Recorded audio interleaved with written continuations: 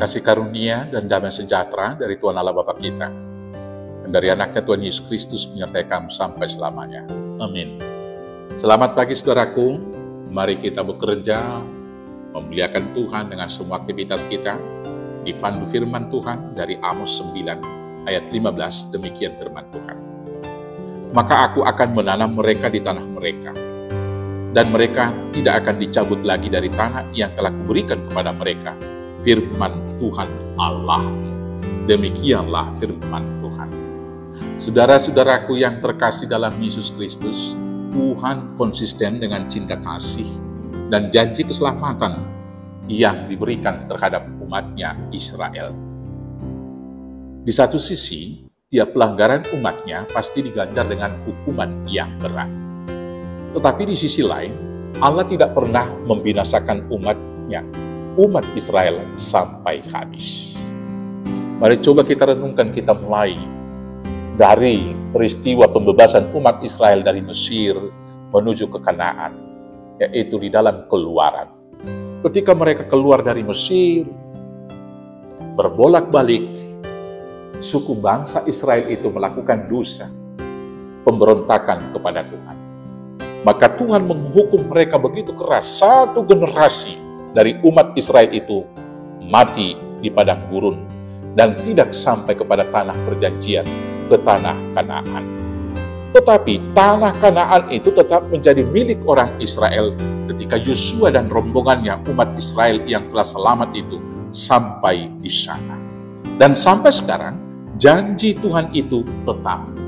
Setelah mengalami peristiwa yang sangat panjang, peperangan demi peperangan, dan ketika mereka diserahkan, dan puncaknya pada masa Perang Dunia Kedua, umat Israel atau orang-orang Yahudi disiksa begitu luar biasa, yang dilakukan dimasukkan ke dalam kamp-kamp konsentrasi di Jerman pada peristiwa masa Holocaust. Mereka sudah seperti mau di bumi hanguskan dari dunia, tetapi mereka tetap bertahan.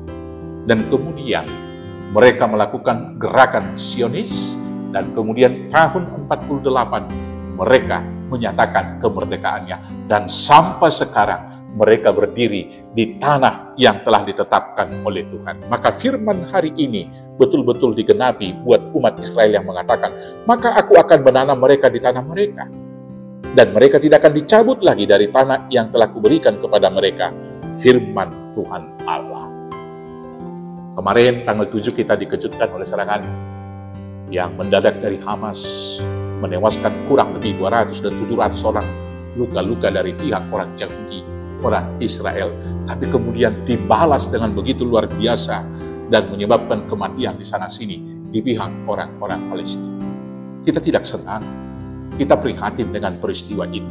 Tetapi yang kita lihat bahwa penyertaan Tuhan itu bagi umat Israel dan menyatakan bahwa tanah itu adalah tanah yang telah diberikan bagi mereka, betul-betul diwujudkan dan dinyatakan oleh Tuhan. Sekarang bagi kita juga, janji Tuhan bagi kita tentang tanah perjanjian, surga yang kekal adalah tetap.